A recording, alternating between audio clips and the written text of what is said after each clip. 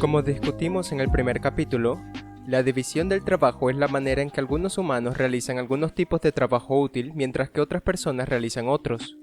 En este capítulo, Marx analiza más a fondo su discusión sobre la cooperación del trabajo al ponerla en contexto con la división del trabajo y cómo también se reestructuró y reorganizó bajo un modo de producción capitalista en la transición de la producción artesanal a la manufactura durante el siglo XVI al siglo XVIII.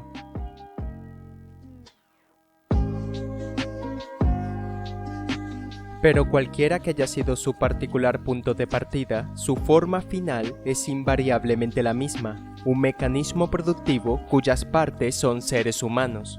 Marx argumenta que la producción artesanal, ahora empleando una mayor cantidad de trabajadores bajo el control de un maestro o capitalista, la división del trabajo se reestructura de dos maneras diferentes que tienen el mismo resultado.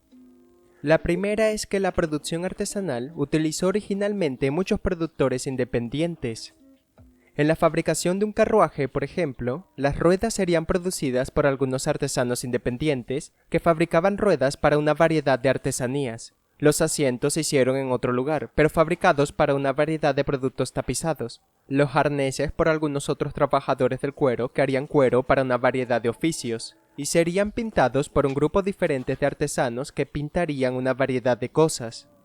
En la manufactura, sin embargo, todos estos procesos se traen juntos en un solo edificio, bajo un maestro, y con la función específica de utilizar su oficio únicamente para la producción de carruajes.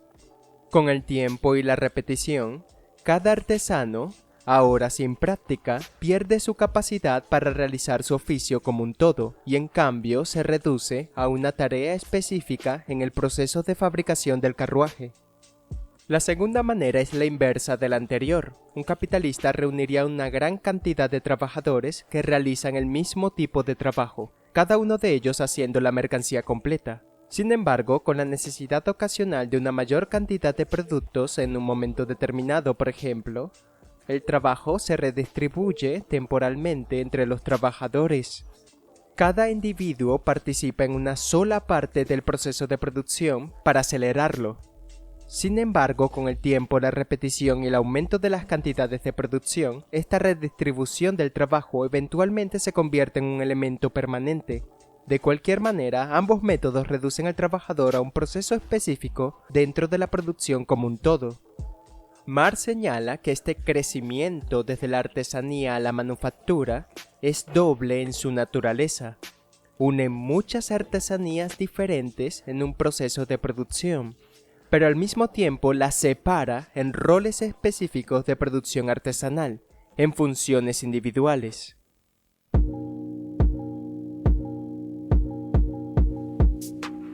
El trabajador que realiza la misma operación simple durante toda su vida convierte su cuerpo en el implemento automático unilateral de esa operación.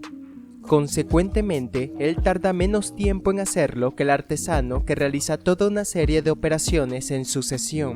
Ahora que los trabajadores se han separado en funciones individuales singulares de todo el proceso de manufactura, repitiendo el mismo proceso de trabajo una y otra vez, su habilidad en esta tarea específica se vuelve más competente, aprenden a realizar un rol mejor y más rápido que un artesano que realiza muchos roles diferentes.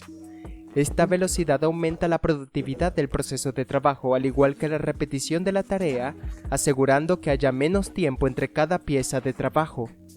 Son estas habilidades las que se transmiten entre generaciones, de los trabajadores más antiguos a los nuevos, y la variedad de habilidades que antes realizaba un solo trabajador se vuelve olvidada. A medida que los propios trabajadores se vuelven más especializados en sus tareas, también lo hacen las herramientas que utilizan. Se simplifican y se adaptan a una función específica. Marx aquí señala que ahora hay 500 tipos de martillos diferentes. Tanto el trabajador como sus herramientas se perfeccionan para una tarea reducida. Sin embargo, esto los deja inadecuados para todas las demás tareas. El trabajador ahora está entrenado para un solo rol específico y si desea vender su fuerza de trabajo, solo puede hacerlo para este rol. El capitalismo, en su sed de aumentar la productividad, crea y reestructura el proceso de trabajo en estos campos estrechos, mientras que simultáneamente obliga a los trabajadores a desempeñar estos roles, dejándoles poco espacio para alternativas. Cada trabajador individual se ha convertido en un individuo finamente sintonizado en el proceso de trabajo colectivo. La manufactura se apodera de la fuerza de trabajo desde sus raíces, convierte al trabajador en una monstruosidad lisiada al fomentar su habilidad particular como en una casa de forzamiento mediante la supresión de un mundo completo de impulsos e inclinaciones productivas, tal como en los estados de la plata, ellos matan a una bestia entera por su piel o su cebo. El individuo mismo es dividido y transformado en el motor automático de una operación detallada. Marx también señala cómo esta especialización del trabajador también da como resultado lesiones, enfermedades y discapacidades de los trabajadores, ya que obligan a sus cuerpos a realizar tareas peligrosas, movimientos y posiciones antinaturales, y levantar objetos pesados una y otra vez durante toda su vida.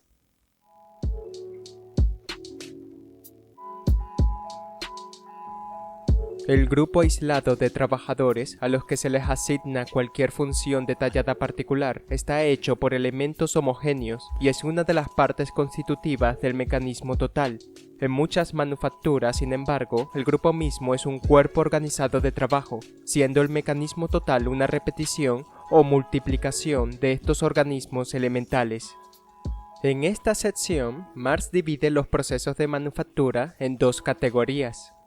La primera es la manufactura heterogénea, donde cada parte individual de las mercancías es hecha por diferentes trabajadores y el producto terminado se ensambla al final.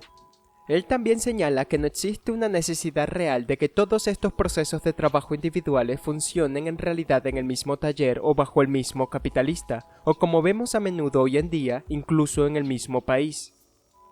La segunda categoría es la manufactura orgánica. Este es el proceso en el que cada trabajador individual realiza una tarea en el producto sin terminar, antes de pasarlo a otro trabajador que realiza un rol diferente. Un ejemplo que da Marx es el de la fabricación de agujas.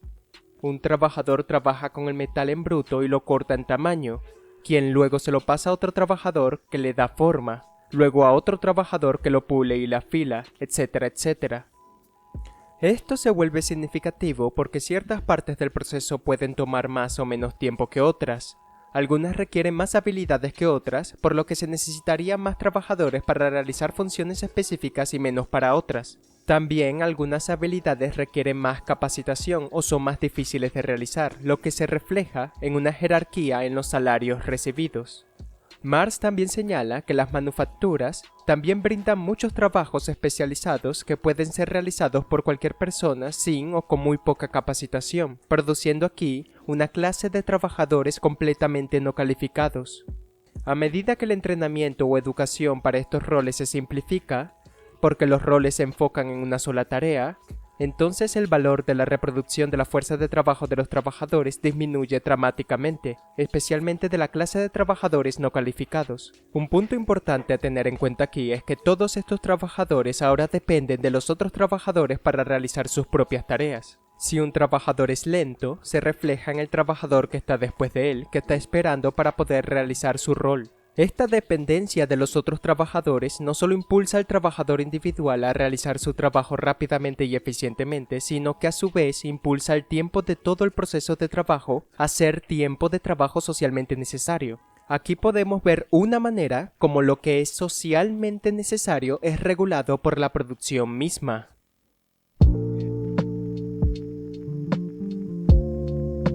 Puesto que la producción y la circulación de mercancías son los requisitos previos generales del modo de producción capitalista, la división del trabajo y la manufactura requiere que una división del trabajo dentro de la sociedad ya haya alcanzado un cierto grado de desarrollo.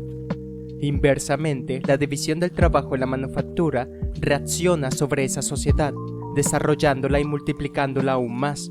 Con la diferenciación de los instrumentos de trabajo, los oficios que producen estos mismos instrumentos se vuelven más y más diferenciados. En la sección 4, Marx analiza algunas distinciones y contradicciones entre la división del trabajo dentro del taller y las divisiones en la sociedad en general.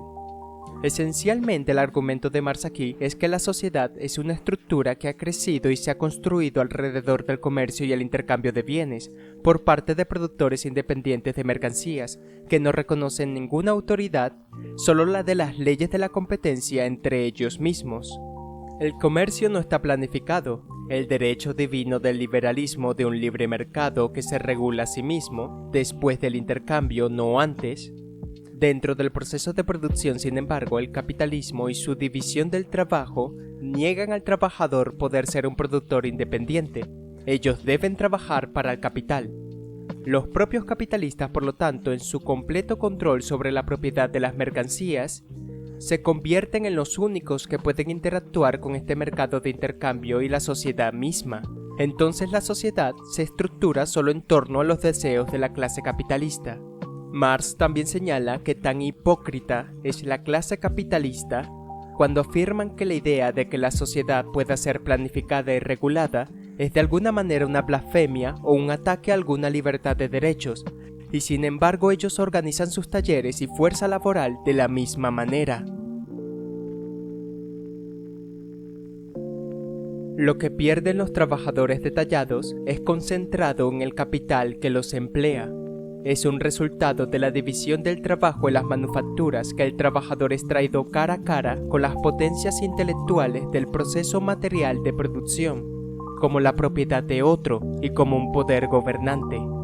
En esta sección final, Marx señala cómo el capitalismo se apropia de los regalos gratuitos del trabajo que existían mucho antes del capitalismo, pero ahora los presenta como si fueran creados por el capitalismo mismo, mientras que al mismo tiempo los vuelve contra los propios trabajadores. Como vimos, con la cooperación del trabajo y con la división del trabajo, el capitalismo los reestructura de una manera que se utilizan hacia adentro contra los trabajadores. Al moldear a los trabajadores en roles individuales más específicos, les niega su individualidad real, su conocimiento y capacidades mentales del trabajo como un oficio, como una búsqueda intelectual o formas de moldear y elaborar sus propios deseos en el mundo que los rodea, hace que el trabajador y el trabajo no sean más que un simple proceso físico, un engranaje en una máquina. El intelecto, la ciencia, las capacidades mentales, la educación y los deseos de conocimiento de los procesos de trabajo y remodelación del mundo, por lo tanto, pasan a ser propiedad de la clase capitalista, y en cambio se dictan a los trabajadores. Durante el periodo manufacturero propiamente dicho, es decir, el periodo en el que la manufactura es la forma predominante tomada por la producción capitalista, el pleno desarrollo de sus propias tendencias peculiares se topa con obstáculos desde muchas direcciones. Finalmente, Marx señala que a pesar de todo esto, el capital todavía no pudo obtener el dominio completo sobre el proceso de producción. La manufactura todavía se basa y depende de las manos y la habilidad de los trabajadores, así que los trabajadores todavía ejercían cierto control sobre el proceso de producción. Pero el proceso de manufactura en sí mismo creó las mismas cosas que revolucionarían la producción, las máquinas.